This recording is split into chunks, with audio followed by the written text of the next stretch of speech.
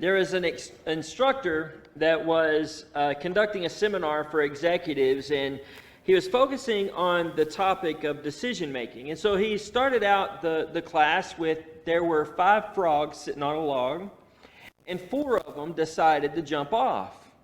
How many frogs were left? Y'all go ahead and answer. All right, all of the executives said 1, but he said, no, you're wrong. It was kind of a trick question. He said there are 5 frogs on that log because deciding is different than doing. I think that this fits in our lives. I think it fits in our walk with Jesus. I mean, we sing this song. I hope that you're convicted in this sermon this morning, and I think you will be right off the bat. I have decided to follow Jesus. I have decided to follow Jesus. I have decided to follow Jesus. No turning back, no turning back. I talked to somebody a while back that said, I was baptized when I was 12 years old. The majority of my sinning came after I was 12. Couldn't even remember what they were convicted of at such a young age to feel like they were sinful enough and they couldn't go to heaven without Jesus. So they decided to follow Jesus but didn't turn back. Sometimes the song says, I still will follow. No turning back. How many times have we decided to go along with the crowd?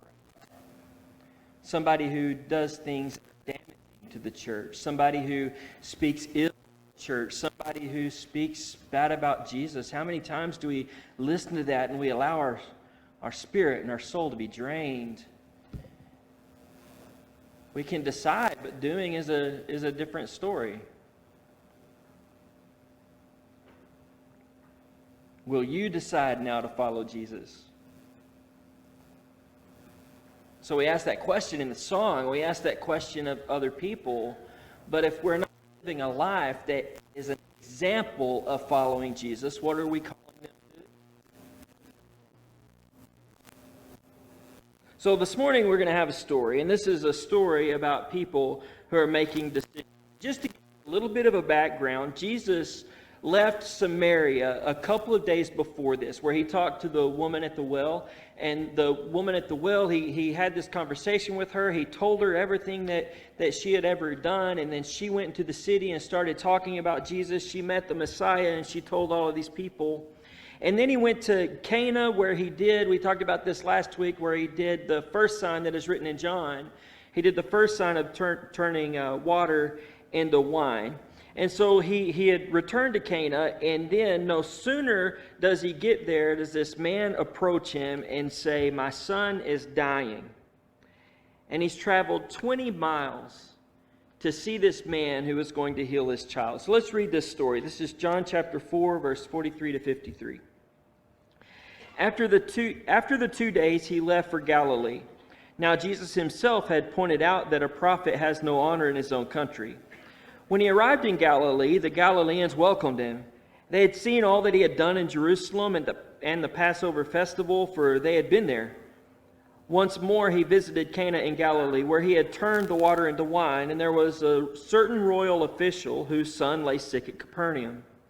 When this man heard that Jesus had arrived in Galilee from Judea, he went to him and begged him to come and heal his son, who was close to death. Unless you people see signs and wonders, Jesus said, you'll never believe. The royal official said, Sir, come down before my child dies. Go, Jesus replied, your son will live. The man took Jesus at his word and departed. While he was still on his way, his servants met him with the news that his boy was living. When he inquired as to the time when his son got better, they said to him, yesterday at 1 p.m, the fever left him. And the father realized that was the exact time when Jesus said, your son will live. So he and his whole household believed. Whenever I first read this text, I was a little bit shocked at Jesus' words because they sounded a little bit harsh to this grieving father. In John 4, verse 48, it says, "So Jesus said to him, unless you see signs and wonders, you're not going to believe." And what Jesus is saying here is that they weren't really believing in him. I mean, they saw all of the signs, they saw all of the wonders, but they really didn't have a commitment to him. They wanted what Jesus could give them, but they didn't want Jesus himself. I want you to think about it this way. Let's suppose you buy a boat, and you've got a friend, or maybe a distant friend, that really likes to go fishing. Guess who gives you the first call after you buy that boat? That friend that wants to go fishing. Maybe it's one of those ski boats, and you've got some teenagers that want to go skiing, and so they give you a call. Let's say that you the lottery. You're doing a good job of keeping it a secret if you have. Let's say you win the lottery. How many distant relatives that you have not talked to in a long time call? Or maybe some friends come out of the woodwork and they might even ask you for a loan. I think you'll realize that they aren't calling you because they wanted to check on you. Otherwise, they would have been doing that before. But they really wanted some of what you got. They wanted to see what they could benefit from your good fortune. So that's what's happening here. People don't really want Jesus. They don't really want to hear about Jesus. But what they want is what they can give him. What they've seen him give other people, they want that for themselves. Jesus has that reputation. He did this miracle at Cana. He turned water into wine, and everyone knows about it, and everyone saw what he did at Jerusalem. I guess not everybody did, but there's a lot of people who saw what he did in Jerusalem. John 4:45, the Galilean Cana welcomed him, having seen all in Jerusalem at the feast, for they too had to the feast. So what did he do at the feast?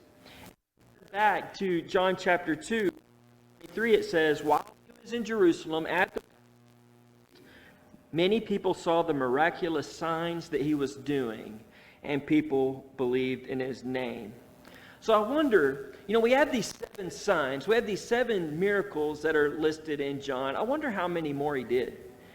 Because it says that he did many miraculous signs, and they believed in his name. So Jesus has come back to Cana, and people do want him there. I don't think that they want him there because of who he is, but they really want him there because of what he had done, and they wanted in on some of that. So they've seen what Jesus can do. They want him to stay. They just don't want to follow him. And so Jesus, he calls them on it. They had fallen into this trap. They have confused the things about Jesus with what Jesus was all about. I hope that you understood what I just said. I'm not sure if I did. They confused what Jesus was about for Jesus, who was going to. I forgot what I said. So let's move on. I think that people do this. I think that people do this as well today. I mean, we do this all the time. Let's say that we had no church building. Would we still think of Jesus? Would we still remember Jesus? If it's raining and you can't go out for church, if it's raining and it's dangerous for you and so you can't come to church, do you still worship Jesus? Yes. Yeah. Is there a family gathering or some kind of activity that is going to keep you out of this building? Do we still worship Jesus? Sometimes people confuse the building with Jesus. I'm not saying that they say that this building is Jesus, not that at all. But as far as worshiping him, can we only do that in this place? Do we confuse what Jesus is about with the things that surround us? If the songs at church, if you don't like those songs at church, Neil, you did a wonderful job this morning. I love it. I love your selections. If we don't like the songs of the church, can you worship Jesus? If the preacher is boring, careful with the shaking of your heads. If the preacher is boring, can you still worship Jesus? If the seats are uncomfortable, can you still worship Jesus? If there's too many people in church, or if there's too many kids, if there's too few people in church, can you still worship Jesus?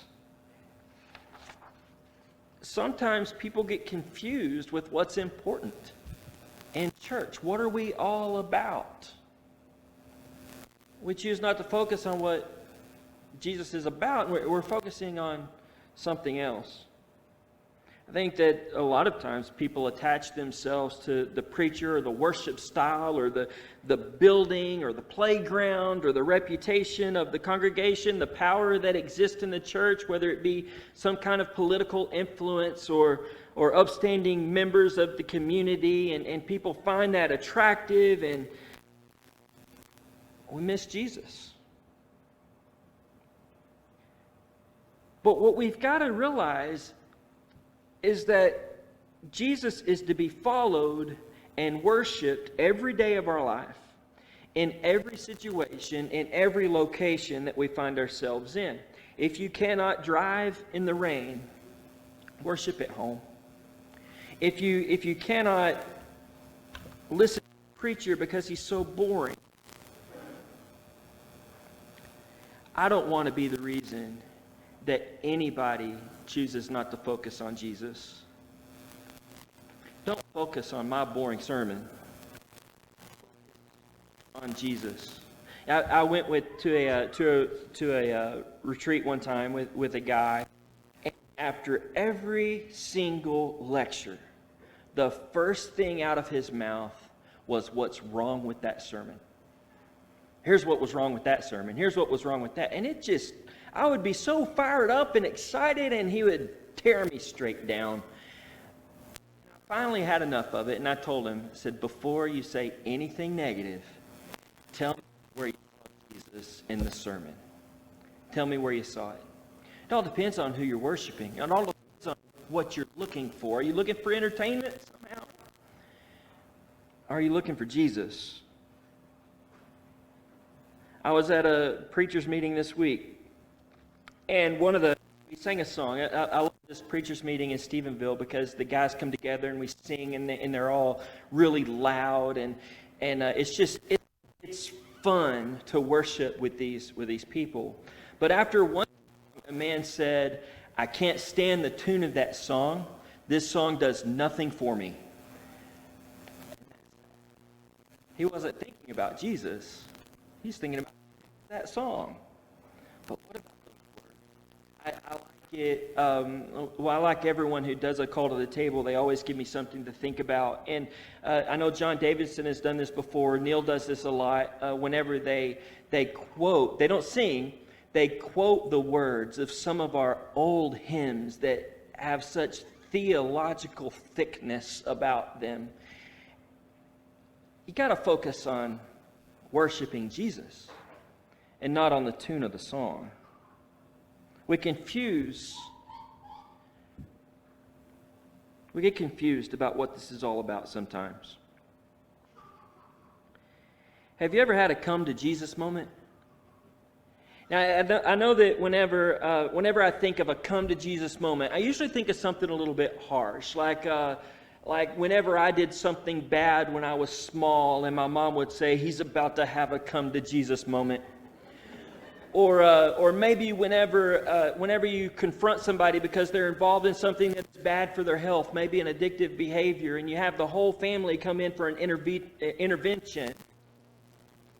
Come to Jesus moment. I was interested in this phrase, "come to Jesus moment," so I looked online, like the definition, and there wasn't a definition, but explanations, and one of them was an aha moment.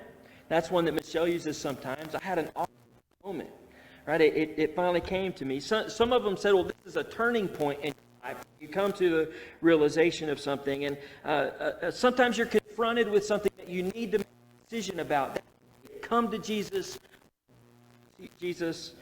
decision. And then the one that stuck with me this week is it's that instant realization when you finally get it.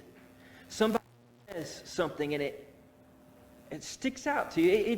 You realize that I have been doing this for so long that I have forgotten what this is all about. It's a phrase that's really commonly used in our culture, but it really rarely has anything to do with Jesus, does it? But it's a phrase that is derived from a strong biblical doctrine. If you're going to be acceptable to God, then the only way you can be acceptable to Him is if you come to Jesus. If you have that come to Jesus moment. If you come to Jesus because you love Him, not just because of what He can give you. I handled a situation wrong several years ago. I was in charge of the checks and approving people ministerial alliance funds in Junction. And I had a girl come to me, and my first question was always, where do you worship? Where's your church home? And if they didn't have one, I would invite them to come and to visit our church and let them know that we. And so one woman's response was, I don't need the church. And so I handled it wrong. But it was the wrong thing to say. Want our money. That's where these people were. They didn't want Jesus. Something. In this story from the Gospel of John, we witness one of those come to Jesus moments. The father in this story had come to find Jesus, but he was only there because he wanted this healing of his son, and he would do anything to have this healing from his son. And he walked 20 miles. I put this map up on the screen, and I know that you cannot see the words. At least I can't. Some of you have better vision than I do. You can't see the town names. But if you'll look at the little white line all the way to your left, all the way to your left, and you look at that city that is just right above the Sea of Galilee there, you're going to see that is the distance that this wall. Son. Now, that's not what's interesting, the 20 miles or so that he walked. In my mind, I have always thought that it's kind of like a desert area. And I know some of you have been to this area, you visited this region. I have not been there, and I have a lot of pictures. But in this map, one thing that stuck out to me was the topography. It wasn't just a flat walk in the park. This was a journey. This was tough. This was like walking to the Long Bridge at Lake Belton from here, except up and down hills. This was like walking past McGregor. How far is McGregor? It's 20 miles-ish. It's walking out past Jonesboro. This is a long walk. How many of you ever made Michelle's run that far before? I don't know why. I know that some people have bicycled that far, but this was a walk. And I think that any of us would do this. This was our mode of transportation, and we wanted healing for our sons or for our daughters. Who would not go, right? We would all go. We would all make that. He's an official in Judea, and some think that he was a relative of Herod's. And so most likely he was rich, or he was wealthy, and he's pretty powerful politically speaking, but now his son is sick, and no amount of political, no amount of wealth. Jesus, and he's heard about Jesus, and he's walked 20 miles to come ask Jesus. Now we're not told much about what happened that day, but I just imagine the scene. Sometimes I need to fill in the blanks of what's happening here. And so I let my mind wander. And we're told when this man heard that Jesus had come from Judea to Galilee, he went to him to come down and heal his son, for he was at the point of death. Now, this is a father, and his son is dying. And me and you, we make that journey in order to find Jesus. I wonder if this man, it's not written in the Bible, but I wonder if he was counting on his wealth or his political stance or stature to influence Jesus to come and heal his son. I know what I would probably have done. I would have tried to make my case to Jesus and say, Jesus, I'll give you money. Jesus, I'm important. I'll do things for you. Just come. I would do whatever I could to manipulate him in some way to come and heal my son. And I imagine the crowd standing around, and they know who this man is. They know he's powerful. They're thinking, okay, if anyone's going to get something from Jesus, it's going to be this guy because of his wealth and his power. But then Jesus does something interesting, and he rebukes him and the people around. And you remember what he says? He says, if you see signs, you're never going to believe. And then he refuses to go to that man's house. He says, I'm not going to do it. So this guy is powerful politically. He's got all this money, and Jesus speaks like a king and says, I'm not going. But he is gracious. He is merciful, and he says, you're going to live. And I don't know what Jesus' demeanor, I don't know if it was the tone in his voice, but this man, and he believed. Returned home, and then we know the rest of the story, where he ran into his servants and found out that his son was still living. So this guy didn't argue with Jesus. He didn't try and bargain with him. He just simply believed. Back home. He had faith.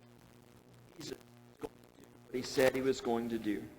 The Bible says, as he was going down, his servants met him and told him that his son was recovering. So he asked them the hour when he began to get better. And they said to him, yesterday at the 7th hour, the different version, the fever had left him. The father knew that was the hour when Jesus had said to him, your son was going to live. And that is a powerful.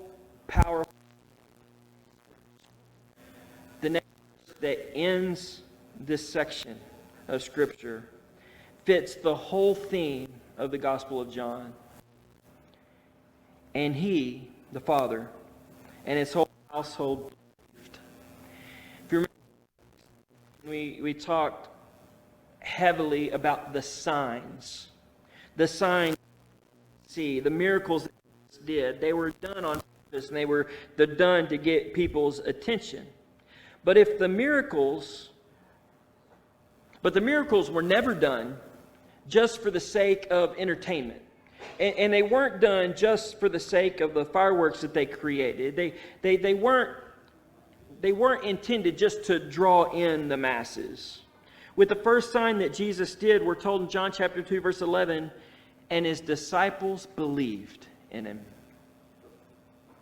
And this miracle where the boy is healed, we're told the Father himself believed in all of his household. And at the end of John, we're told that all of these miracles, so that people would come to believe in Jesus. If the miracles of Jesus didn't cause people to believe or desire to follow him, then what good would they have been? It just would have been a show. It meant anything. But bringing people to faith and a commitment for what the signs were all about. That's what the miracles were all about. Same thing is true. I think that everything we do needs to be centered and focused on Jesus.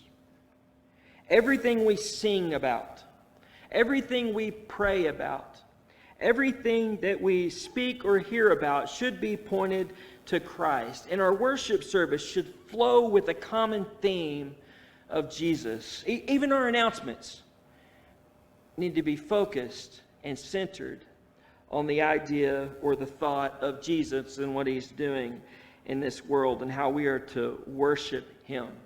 I've said it before and I'll say it again, that the definition of worship is an outward expression of love to our Father. That's what worship is. And everything we do in the church and everything we do in worship it should point to Jesus. Now, you're going to leave here today, and you're going to the service, critique the call to the table. You'll critique the sermon. You'll critique the announcement. His grandbaby.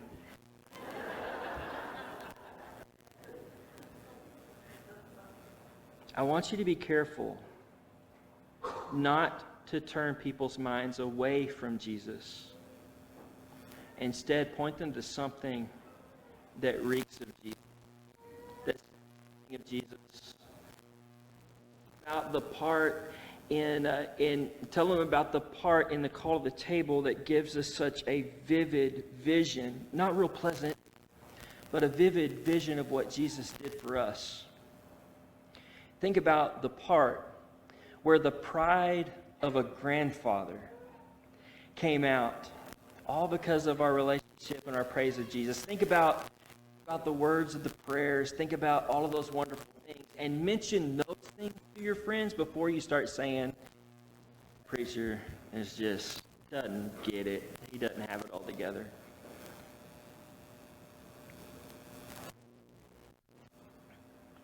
One person said that Christianity, it's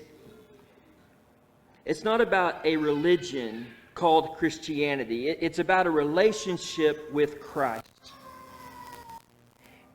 A religion is something that's all about going through the motions and focusing on the motions, but a relationship with Christ is much more important, and it's about something different. It's about spending time and worshiping the one that you love.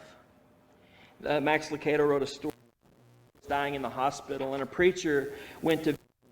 One of the things that stuck in the picture was this chair beside the bed. And so he asked the man that was sick, he said, oh, did anybody visit you? Did they leave? He said, no.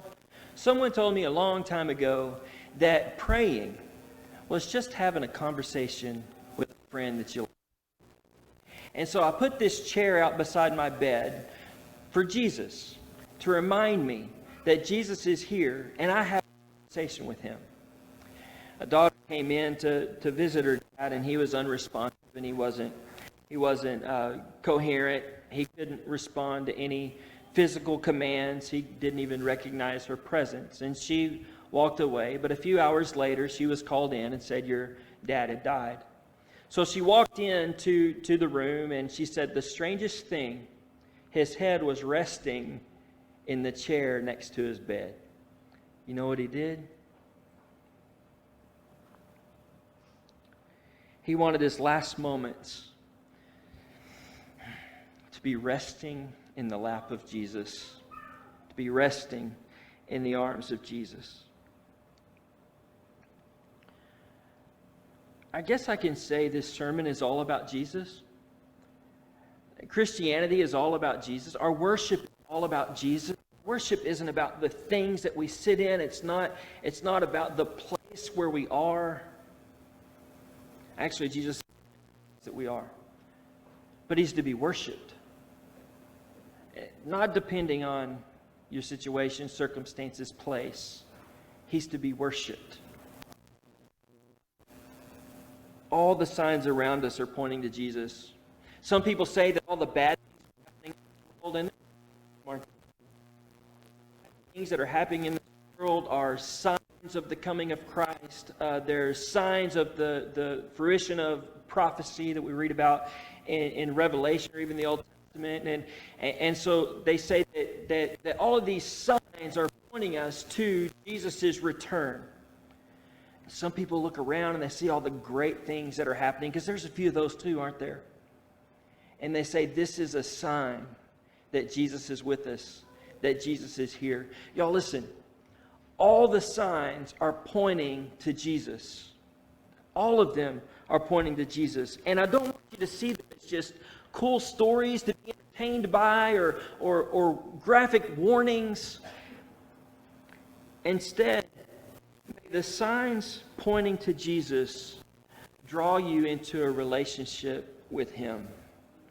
This morning, I hope that you have seen something in this sermon. I hope that you've seen something in the other parts of our worship that point you to Jesus. And now I want you to carry this out of this room as well. Continue worshiping and pointing people to Jesus. Not pointing people away from church. Not pointing people and making them think about all the negative things. Instead, point them toward the positive. Let them see Jesus in you.